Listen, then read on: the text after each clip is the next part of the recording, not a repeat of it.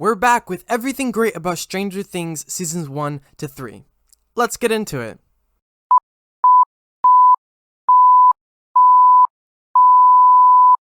Quick spoiler warning, if you haven't watched Stranger Things season 3 yet, or Stranger Things at all, I don't know what you're doing, but go ahead and go watch it right now. It's on Netflix. Go watch it. And then once you're done watching it, come back to this video and watch it till the end. In my last video about Stranger Things, I discussed seasons 1 and 2. The reason I didn't include all 3 seasons in one video is because season 3 deserves its own video. When the Duffer Brothers promised a darker season, they definitely delivered. Not only did we get amazing plot lines and character growth, but we also got the darkest season yet. Something was different though. Going back to the first episode of season 3, we start off with Mike and Eleven kissing. One thing many people probably missed was that the whole season had a more uplifting and bright filter throughout the show. If you look back at seasons 1 and 2, the filters are more dark, which fits the show great. Having season 3 with a brighter filter was an odd choice. But even though the latest season was the darkest yet, having the show with a brighter filter was definitely a good choice. Just look at all the places they chose to shoot at as well. Take the mall for example, which is the most important place in season 3, had all these bright lights. But there wasn't just bright lights and uplifting filters. We also had the character growth we've all been waiting for. Billy, played by Power Ranger star Dacre Montgomery, had what I believe was the best growth for a character on Stranger Things altogether. He went from hating Max and her friends to saving Eleven from the Mind Flayer, all while being controlled by the Mind Flayer. It doesn't make up for all the things that he did, but it just shows that somewhere in his heart, he still loved Max's family, and that he was truly sorry for what he did. Another character who had amazing growth, even though he was only in it for one season, was Lexi.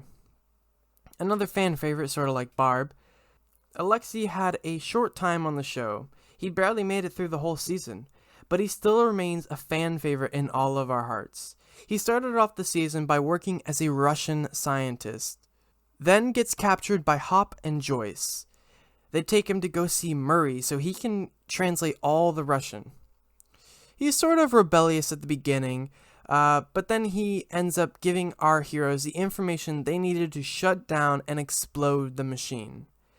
Then, unfortunately, he gets killed by the Russian Terminator. Poor Lexi was just beginning to enjoy the American dream. But even though he lasted barely a season, we all still fell in love with him.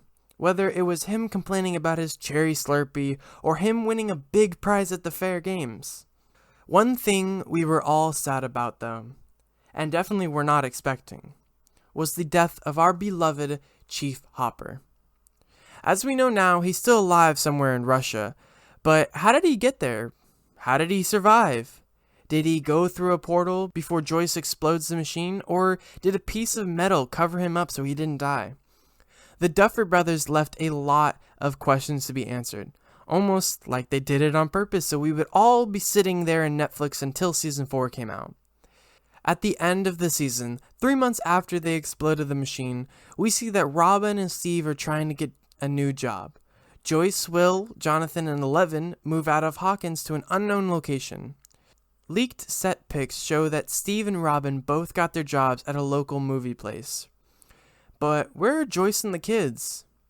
Most leaked pics of the cast shooting season 4 show a lot, but there are no leaks at all about Joyce and the kids and Hop. Can you imagine the grief they all had to go through, especially Joyce and Eleven? One who lost her father, and the other who lost what could have been her boyfriend or love. But now we know Hop is alive. How will everyone react when they find this out? Or will they even find out? We don't know, but all we can hope for is that Stranger Things Season 4 gets out soon. As you can tell, Stranger Things is my favorite show of all time. If you enjoyed this video, then give it a thumbs up, and if you haven't already subscribed as well, do that. Thank you for watching this video, and peace.